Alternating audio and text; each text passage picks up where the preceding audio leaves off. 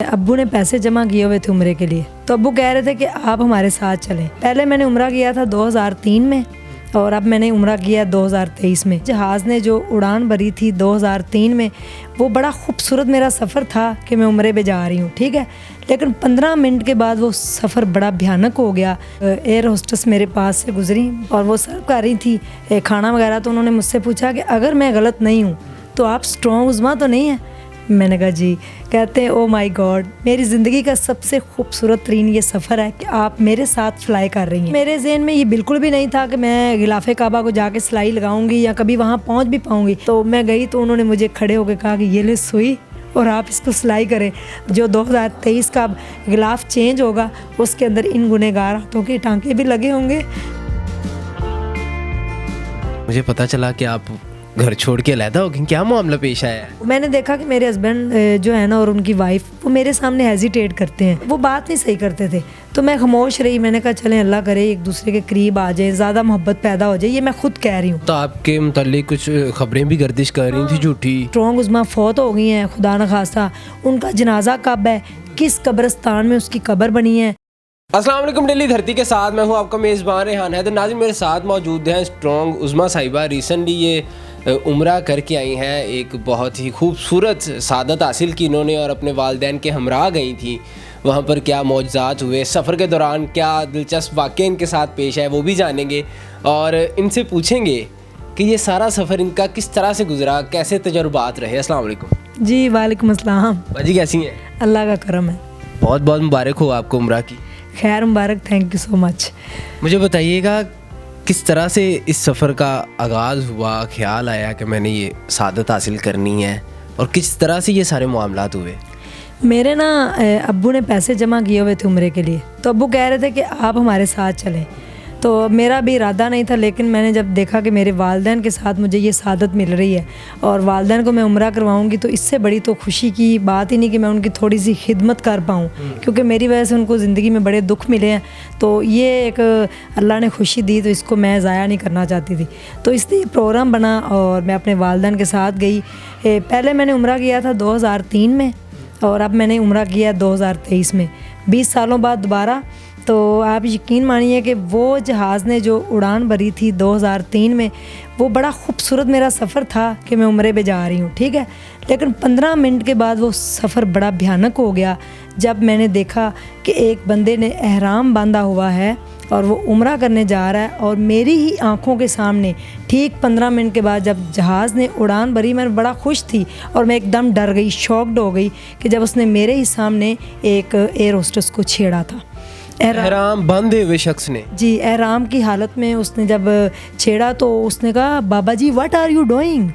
तो वो बड़ी यानी कि इस तरह परेशान भी हुई, तो मैं भी परेशान हुई और छेड़ा भी उसकी ऐसे टांग के ऊपर और मैंने उनकी तरफ देखा और मैं डर गई कि मैं उम्रा करने जा रही हूँ।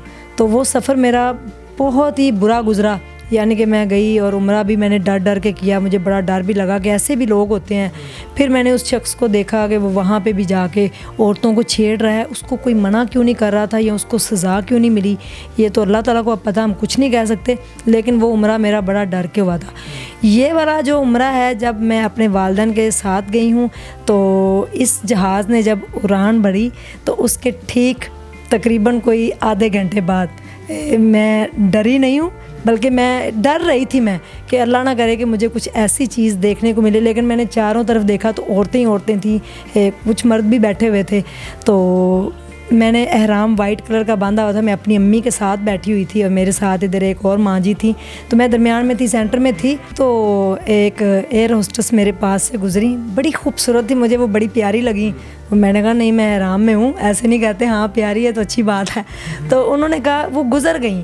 तो फिर वो वापस से आई और वो सर्व कर रही थी खाना वगैरह, तो उन्होंने मुझसे पूछा कि अगर मैं गलत नहीं हूँ तो आप स्ट्रॉन्ग उज़्मा तो नहीं है। मैंने कहा जी। कहते हैं ओ माय गॉड, मेरी ज़िंदगी का सबसे खूबसूरत तरीन ये सफ़र है कि आप मेरे साथ फ्लाई कर रही हैं। ये वो एयर होस्टेस कह रही थी? जी, ये उन्होंने मुझे कहा। मैंने कहा जी मैं तो ऐसी, मेरे में तो कोई चीज़ नहीं कि मैं आपके साथ सफ़र कर रही हूँ, ये आपका बड़ापन है कि आप मुझे पसंद करती हैं, वरना बात तो ऐसी कोई नहीं। उसने कहा नो, आपकी स्टोरी इतनी इंस्पिरेशनल है, इतनी मैं इंस्पायर हुई थी, इतनी मोटिवेट हुई कि मैं आपको क्या बताऊँ। मेरी अम्मी भी हैरान हो गई, उनको देख रही थी, इर्द गिर्द के लोग भी देख रहे थे। तो उन्होंने अपना जो भी काम था सबको वो खाना वगैरह सर्व करके मेरे पास आ गई और खड़ी हो गई, कहती आपको किसी चीज़ की ज़रूरत है? मैंने कहा नहीं। वो कहती मैं यहाँ तक कि मैं बड़ा परेशान थी लाइफ में, सुसाइड करने तक मैं चली गई थी, आपकी स्टोरी मेरी आंखों से गुजरी। तो मैंने कहा अगर ये इतना स्ट्रॉन्ग हो सकती हैं तो मैं क्यों नहीं। तो फिर मैंने उस दिन से जीना स्टार्ट किया, अपने आप को मैंने स्ट्रॉन्ग किया। तो आप अब कैसी, मैं आपकी कैसे हेल्प कर सकती हूँ? मैंने कहा आपका बहुत शुक्रिया, मैं उम्रा करने जा रही हूँ और आपके लिए खुसूसी दुआ करूँगी। फिर मेरा हाथ बहुत दर्द कर रहा था, वो मेरे लिए बैंडेज लेके आई, उन्होंने मेरे हाथ पे बैंडेज की और मुझे कॉफ़ी पूछी, मुझे चाय का बोला, मुझे इतनी सारी बैंडेज साथ दी और कहा कि मेरे साथ सेल्फ़ी भी लें, मैं अपना नंबर भी देती। तो बड़ा मुझे ना अच्छा लगा कि वो 20 साल पहले जो सफ़र था और आज के सफ़र में कितना डिफरेंस है, मुझे बड़ी खुशी हुई। माशाल्लाह बाजी, आपने गुलाफ़े काबा को सिलाई भी किया।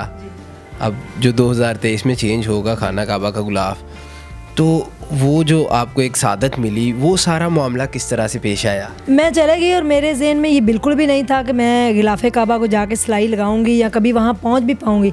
तो मैं गई वहाँ पे और मैं मक्का में 5 दिन गुजारने के बाद फिर मदीना मुनव्वरा चले गए। तो वहाँ पे मौजज़ात होते गए मेरी आंखों के सामने। जो मक्का है ना, वहाँ पे जलाल है, वहाँ पे लोग लड़ भी पड़ते हैं, वहाँ पे आज भी वही मामलात है। आप सल्लल्लाहु अलैहि वसल्लम को इतनी सख्तियाँ पेश आईं। जो मदीना मुनव्वरा है, वहाँ पे बड़े अदब का मुकाम है, वहाँ के हवा के जो झोंके हैं वो भी खामोश गुजरते हैं। तो वहाँ बड़े अदब का मुकाम है, अगर कोई समझने वाला हो तो उसके लिए बड़ी निशानी है, बड़े मौज से होते हैं। तो मदीना से मैं वापस आ रही थी तो मेरे दिल में ऐसे ही रात में लेटी हुई मैंने कहा मैंने ना, जहाँ पे गिलाफ़े काबा सिलाई होता है वो किस्वा काबा है उस फैक्ट्री का नाम। किस्वा का मतलब गुलाफ और काबा खाना काबा का गुलाफ। मैंने कहा मुझे वहाँ जाना चाहिए। तो मैं चले गई। तो वहाँ पे जाके मैंने पूछा तो उन्होंने कहा जल्ला यल्ला यल्ला नो नो। उन्होंने बड़ा मुझे डांटा जो वहाँ पे गार्ड थे कि आपके पास परमिट है, उसके लिए एक वेबसाइट है, वहाँ से जाके आपको कोई ऐप जो है ना उसके अंदर डाउनलोड करना पड़ता है, फिर उसके अंदर आपको वहाँ का कोई अकामा या परमिट देना पड़ता है, फिर आपका शायद नाम आए, कुछ माह लगते हैं। तो मैंने उनसे बड़ी मिन्नतें समाजत की। तो 9 से 11 तक का टाइम होता है, उन्होंने मुझे नहीं जाने दिया। मैं 3 घंटे वहाँ पे बैठ के रोते रही। मैंने कहा या अल्लाह मुझे देखना है अंदर कैसे वो बनता है। खैर 3 घंटे के बाद वो मुझे एक ग्रुप आया तुर्की का, तो मैं छुप के चोरी, हालांकि चोरी नहीं वहाँ होती, तो मैं उनके साथ चले गई अंदर। तो वहाँ जाके भी ना मुझे ये सादत नसीब नहीं हुई। उन्होंने ग्रुप को बिठाया, विजिटर की बड़ी प्यारी चेयर्स थी, उसके ऊपर बिठा के उन्होंने सारा बता दिया LCD में यूँ होता है, यूँ होता है, ऐसे सिलाई होता है, ये इतने सोना लगता है, इतनी चांदी हो। तो वहाँ से वापस आके मैं छुप के जा रही थी फैक्ट्री की तरफ, तो उसने मुझे पकड़ लिया और बड़ा डांटा। तो फिर मैंने उससे कहा कि प्लीज़ मुझे आप कुछ तो करें ना। मैंने बड़ी रिक्वेस्ट की। वो बड़ा गुस्से वाला गार्ड था, लेकिन फिर वो मुझे पकड़ के ना बड़ी गुस्से से आए मेरे पीछे, फॉलो मी। तो मुझे अंदर ले गया। तो जब उनके मैनेजर के पास मैंने कहा सर कैन आई कम, तो उसने कहा जी आप आ जाएं। वहाँ पे एक बंदा था, वो था इधर जद्दा का कोई कफ़ील था, वो मुझे जानता था। उसने मुझे कहा अगर मैं गलत नहीं हूँ, वही एयर होस्टेस वाली बात, तो आप स्ट्रॉन्ग उज़मा हैं? मैंने कहा जी। कहता ओ माय गॉड आप कहाँ फिर रही हैं? मैंने कहा मुझे गिलाफ़े काबा को देखना है जहाँ पे वो बनता है। वो कहते हैं वो तो नहीं हो सकता क्योंकि मेरी फैमिली गई थी, अब हम आ चुके हैं, तो शायद ये आपको जाने दें। उसका नाम था अहमद, जो मैनेजर था अरबी था। तो इसने फिर उसको अरबी में बताया कि ये इस तरह ये स्ट्रॉन्ग उज़मा है, इस तरह इसकी लाइफ है, शॉर्ट बताई जल्दी।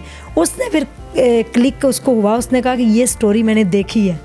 यासर शामी का जो इंटरव्यू था वो उसने कहीं इंग्लिश में कन्वर्ट करके देखा। उसने फिर मुझे कहा, बड़ा अप्रिशिएट किया और फिर मुझे उसने परमिट हाथ से बना के स्टैंप लगा के दी। वो परमिट मैं आपको दूंगी, आप चला भी दीजिएगा। तो उसने मुझे स्टैंप लगा के दी। उसने कहा कल आप 9:30 आइएगा। मैंने बड़ी मिन्नतें की कि मैंने टांका लगाना, तो कहते नहीं वो नहीं हो सकता, आप सिर्फ देख सकती हैं। मैंने कहा ओके। तो नेक्स्ट डे फिर मैं 9:30 बजे आई, तो मुझे बड़े प्रोटोकॉल के साथ वही गार्ड, वही अरबी जो उनके ले गए। फिर जहाँ पे धागा बनता है, जहाँ पे उसका कपड़ा बुना जाता है, वो सारा प्रोसेस मैंने सारा देखा। तो जहाँ पे वो उसको तैयार कर रहे थे, मुझे वहाँ नहीं जाने दे रहे थे। फिर मैंने आके रिक्वेस्ट की कि प्लीज़ मेरे पास ये परमिट है, प्लीज़ आपकी मेहरबानी। पर अल्लाह ताला जब करम करता है तो फिर हालात बदल जाते हैं, रहम हो जाता है। तो अल्लाह की रहमत हो रही थी, तो उनको शायद कुछ नज़र ही नहीं आया, तो वो मुझे ले गए अंदर। जब मैं गई तो मेरे हाथ ठंडे पड़ गए, जिस्म ठंडा। और मैंने कहा कहाँ मैं और कहाँ गिलाफ़े काबा, और मेरी आंखों के सामने बन रहा है जो अल्लाह ताला के घर के ऊपर इसको इस दफ़ा लगाया जाएगा। तो मैं गई तो उन्होंने मुझे खड़े होकर कहा कि ये ले सुई और आप इसको सिलाई करें। तो मैंने दुआ की और मैं वहाँ पे रो पड़ी। मैंने कहा है मैं सिलाई करूँ इसको, मेरे तो हाथ ही बड़े गुनहगार से हैं, मेरी आंखें बड़ी गुनहगार हैं, पता नहीं क्या कुछ इन्होंने देखा है। तो फिर उन्होंने कहा प्लीज़ आप लगाएं। फिर उन्होंने मुझे दिखाया, बताया कि आप यहाँ इसको सिलाई करें। तो मैं एक टांका लगाने गई थी। आप बड़ा थोड़ा मांगते हैं अल्लाह से, हमेशा ज़्यादा मांगा करें, क्योंकि अल्लाह से मांग रहे हैं, किसी बंदे से थोड़ी मांग रहे हैं जो शर्म करेंगे। तो मैंने अल्लाह से एक टांका मांगा था, तो वहाँ कई टांके मुझे लगाने को नसीब हुए। और जो 2023 का गिलाफ चेंज होगा उसके अंदर इन गुनहगार हाथों के टांके भी लगे होंगे, और वो क़यामत वाले दिन गवाही भी देगा कि इसने मुझे सिलाई किया था। इस बात की मुझे समझ बाद में आई कि जो मैंने इतने लोगों की उधड़ी हुई ज़िंदगी को सिलाई किया है ना, जो मैंने सिलाई स्कूल बनाया, जो कॉल गर्ल, जो बेवा औरतें, जो यतीम बच्चियों को सिलाई सिखाई, शायद मैंने कभी किसी को पेट भर के 2 रोटियां खिलाई हूँ। उस टाइम उसकी नीड 2 रोटियों की थी, तो उन्होंने खा के जो उनके दिल से एक ठंडी जो दुआ निकली होगी, वो मुझे गिलाफ़े काबा को सिलाई करने तक ले। माशाल्लाह, अल्लाह पाक आपको अजर अज़ीम अता करे।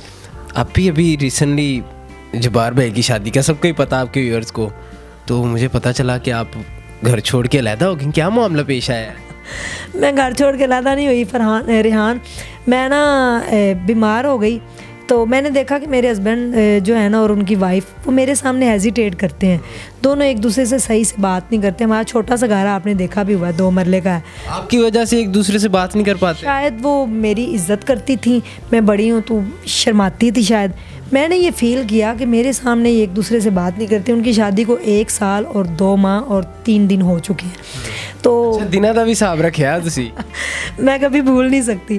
तो उन्होंने ना वो बात नहीं सही करते थे, तो मैं खामोश रही। मैंने कहा चलें अल्लाह करे एक दूसरे के करीब आ जाए, ज़्यादा मोहब्बत पैदा हो जाए। ये मैं खुद कह रही हूँ अपने ही हस्बैंड के बारे में कि जो मेरा भी शोहर है उतना ही हक़ उसका है, उतना ही मेरा है। शरीयत में तो ये है कि एक दिन आप उसके पास रहेंगे, एक दिन उसके पास रहेंगे, उसको जो कपड़ा लेके देंगे वही सेम उसको लेके देंगे। अगर उसमें एक धागे का भी फ़र्क पड़ा तो आप पकड़े जाएंगे।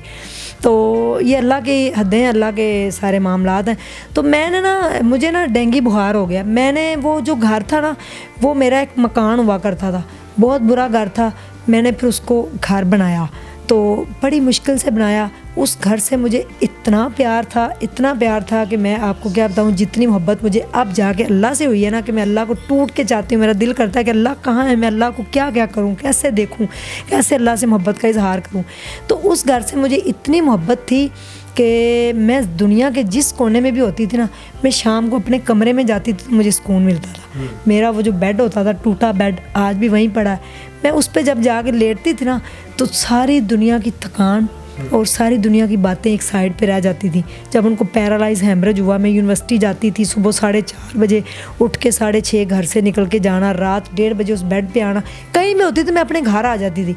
इस दफ़ा ये हुआ कि मेरे स्कूल में प्रोजेक्ट जो है ना वो कंप्लीट हुआ सिलाई का, तो उसका फंक्शन था इधर।